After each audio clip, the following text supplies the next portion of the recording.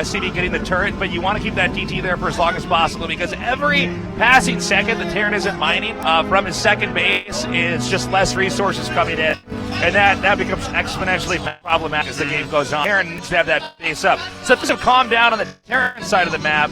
On the Protoss side of the map, it looks like